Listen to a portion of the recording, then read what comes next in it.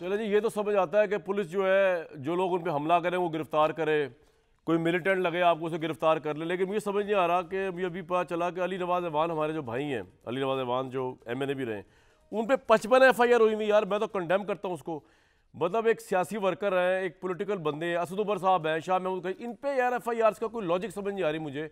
ना ये लोग वकूए पे मौजूद है, ना इनका कोई तशद्दुद ताल्लुक है, ना इन्होंने पुलिस पर अटैक किया है। ये फेल टू अंडरस्टैंड के आग बराबर की लगी हुई है। मतलब PDM की गवर्नमेंट जो है और इनकी जो पुलिस है वो भी किसी तरीके से आग नीचे नहीं आने दे रही, जहाँ तक मेरा आइडिया है। और पुलिस को खैर अब कह रहे ठुकी है। पुलिस को मैं वैसे ही बताना चाह रहा हूँ, आपने आवाम को बड़ा ठोका है भाई। तो मैं ये नहीं कह रहा कि आपके खिलाफ वायलेंस जस्टिफाई है, लेकिन अब आपको पता चल रहा होगा कि अवाम को किस तरह वो जलील किया गया इस मुल्क में 75 साल तक पुलिस के हाथों। लेकिन मैं आगे जाऊँगा तो राणा साहब से पूछूंगा। आमिर भाई मुझे सिर्फ ये बता दीजिए कि आपको इस मुल्क में इन हालात में फौरी तौर पर पंजाब में इलेक्शन होते नज़र आ रहे हैं? अगर होते नज़र आ रहे हैं तो कैसे, नहीं होते नजर आ रहे तो क्यों नजर नहीं आ रहे? देखें, आपने एक तो सियासी क़यादत के ऊपर पर्चों की बात की सर, तो ये किसी भी दौर में ठीक नहीं रहता। बिल्कुल, इसका फायदा कोई नहीं होता। तो भाई हमारा जब PTI की गवर्नमेंट कर रही थी तो अथर मिन्नल्ला साहब चीफ जस्टिस थे, वो नून वालों को रिलीफ देते थे। और फिर जब PDM की गवर्नमेंट आई तो अथर मिन्नल्ला साहब PTI के लोगों को रिलीफ देते थे। जिस तरह उस वक्त लाहौर हाई कोर्ट के बारे में PTI कहती थी कि यहाँ से शरीफ्स को ज़मानतें मिलती हैं, तो वो तो अब टेक अवे ज़मानतें इमरान खान साहब को लाहौर हाई कोर्ट से मिल रही हैं। आप समझ रहे हैं सारी सब चीज़ें कि किस तरह हो रहा है। और ड्राइव इन पेशियाँ लग रही हैं। तो हम जब भी किसी मामले में आएँ तो सियासतदान इसी तरह काम कर रहे होते हैं और एक दूसरे को मतून कर रहे होते हैं। अब बात आ जाए इलेक्शन की तरफ। इलेक्शन जो है, हाँ, इलेक्शन जो है, दो चीज़ें बड़ी क्लैरिटी के साथ हैं कि जब पंजाब असम्बली और KP असम्बली तोड़ी तो इलेक्शन कमीशन जो मतून है PTI का, उसके चीफ इलेक्शन कमिश्नर और उनके मेंबर्स ने एक मीटिंग रखी और पंजाब और KP दोनों की CM जो CS हैं और IG को बुलाया और GHQ से लोग बुलाए, इंटीरियर से बुलाए। तो जवाब आया फाइनेंस समेत कि ना पैसे हैं, ना फौजी हैं और ना अमनो अमान बेहतर होगा, हम कैसे कराएंगे। बात ख़त्म हो गई। कुछ टाइम गुजर गया क्योंकि इलेक्शन की डेट नहीं आ रही थी। जब डेट आ गई सुप्रीम कोर्ट ने दे दी सदर साहब को कि जी आप इलेक्शन कमीशन के साथ कर लें। उन्होंने फ़ौरन डेट दी, डेट अनाउंस हो गई। अच्छा जी, उसके बाद फिर वो दोबारा एक्सरसाइज आपके और हमारे सामने हुई है। रिज़ल्ट क्या? पाकिस्तान के माशी हालात बदल गए।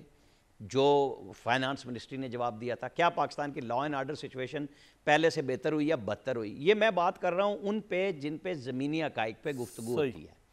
क्योंकि इलेक्शन कमीशन ने अपना काम करना है इलेक्शन कराने का, पैसे गवर्नमेंट ने देने हैं, लॉ एंड ऑर्डर उन इदारों ने देना है जहाँ पे लोग मौजूद हैं जिन्होंने काम करना है। CS और IG कहते हैं कि अगर हमें ये सब कुछ नहीं मिलता, पंजाब में 3.5 लाख सिपाही चाहिए फालतू और 75,000 के करीब KP में शायद चाहिए, तो हम कैसे करेंगे?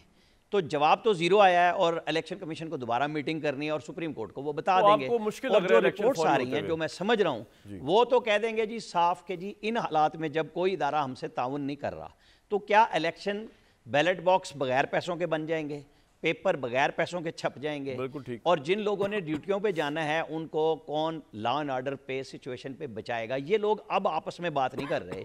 इलेक्शन होंगे तो ये तो जो लटबाजी चल रही है इस वक्त, खुदा आपको मुश्किल लग रहा है, मुझे भी मुश्किल लग रहा है, चली जाएगी। बिल्कुल ठीक, बिल्कुल ठीक सर, आपका पॉइंट ये बिल्कुल। मुसद्दिक मलिक साहब, दो सवाल हैं आपसे। पहला सवाल तो मैं मुख्तसर पूछूंगा, ये ज़रा प्रोग्राम से हटके है। ये जो आज आपने प्रेस कॉन्फ्रेंस की है कि आप 100 रुपये गरीबों के लिए तेल सस्ता कर रहे हैं और 100 रुपये मजीद बढ़ा रहे हैं अमीरों के ऊपर, ये जरा क्या है? और क्या IMF इस पे आपसे नहीं पूछेगा ये किस तरह, ये क्या मैकेनिज्म है? जरा जल्दी 1 मिनट में बताइएगा, फिर अगला सवाल मैंने आपसे पूछना है जो इंपॉर्टेंट सवाल है। जी कामरान साहब, बड़ी सिंपल सी चीज है। 1 मिनट में सिर्फ तेल का सवाल पूछ रहा हूँ मलिका साहबा। ब्रेक पे जाने से पहले आपने रिस्पॉन्ड किया था ना। नहीं, यकीन मानिए तेल की कीमत से बहुत अहम मसाइल हैं आपके टॉक शो में। मैं बता रहा, 1 मिनट तेल पे बात तो करूं, फिर आ रहा हूं आपके पास। मौका दीजिए। यहाँ पर आपके तज्जियाकार ने बात की, आपने तज्जिया दिया। अब हुकूमत के जो मैंने तो अली नवाज अवान के FIRs पे कंडेमनेशन की है और पॉलिटिकल FIRs पे तो वो enough अच्छा आप नहीं बोले, है। आपने क्या वो बोलना enough है? नहीं है। रुक जाइए यार, और रुक जाइए बात सदिक साहब, रुक मुकम्मल जाइए, नहीं। बताइए आपने क्या मुझे ये कहना है, नहीं, बताइए आप लेकिन क्या मुझे कहना ये चाह रही बताना बोले। मैं तो पहले कि से यहाँ रुका पर हूँ बात भाई, हुई, कितनी यहाँ दफा पर रोकेंगे, सियासी- रुके अच्छा आप तो बताएं, कैसे आप लास्ट में रोकेंगे? आप ही बोल रही थी ब्रेक से पहले, ऊपर- क्या बोल रहे हैं बता दें। सियासी रहनुमाओं के ऊपर जिस किस्म के बेबुनियाद केसेस बनाए जा रहे हैं, इस वक्त इमरान खान साहब के ऊपर 40 के करीब फौजदारी मुकदमा थे। यहाँ पर बात की कि एक आदमी फ्यूडल है, एक आदमी अपने आप को निज़ाम से ऊपर समझता है। यकीन मानिए उस आदमी ने हमेशा कहा है कि मैं अपने आप को अदालत के सामने पेश करने के लिए तैयार हूं, लेकिन आप उसके ऊपर कातिलाना हमला करवाना चाहते हैं। आप वहां पर ऐसे हालात पैदा कर रहे हैं, हालात पैदा कर रहे हैं कि साबिक वजीर आजम का कत्ल किया जाए। कत्ल करने के लिए पाकिस्तान की आवाम की आखिरी उम्मीद को आपके सामने कैसे पेश कर दें। आला अदालत के चीफ जस्टिस से इस्तदा की कि वीडियो लिंक दे, एक मुरव्वज, एक तो ये आपने खुद तय कर लिया कि क्योंकि अब कातिलाना हमले का खर्चा जो कि आप शायद सही आप कह रही हो, तो अब अदालत के आगे पेश नहीं करेंगे आप, ये जजों को इदराक नहीं होगा इस बात का। नहीं, ये इंटीरियर मिनिस्टर ने कहा, एक मिनट, इंटीरियर मिनिस्टर ने कहा, इन्होंने वारंट की बात की कि वारंट का प्रोसेस था कि उनकी हाजिरी को यकीनी बनाए। इमरान खान साहब ने एफिडेविट दिया कि मैं हाजिर होने कर लीजिएगा, मेरे वक्त की किल्लत है, मलिका साहब दोबारा भी आना क्यों बोला आपने 5000 पुलिस फोर्स से उस आदमी के घर के ऊपर धावा क्यों बुलवाया? आपने साबिक वजीर आजम के घर के ऊपर, उसके सपोर्टर्स के ऊपर, हमारे लोगों के ऊपर, पाकिस्तानी अवाम के ऊपर 2 दिन शेलिंग क्यों की? हमारे ऊपर डंडे क्यों बरसाए? हमें आपने जबर का निशाना क्यों बनाया? हमारा आपसे सवाल है, आपने क्यों किया? आपने पाकिस्तान के निजाम की, जमहूरी निजाम की नफी क्यों की? पहले ये बताइए। आप तेल को छोड़िए, तेल की कीमत तो बहुत दूर चली गई। अब तो आवाम को जो रोटी है, 2 वक्त की रोटी, वो ठीक है, आपका पॉइंट आ गया। मुझे प्रोग्राम तो आगे करने दें मलिका साहिबा, पूरा मैनेज तो करने दें टाइम मुझे। चलाइए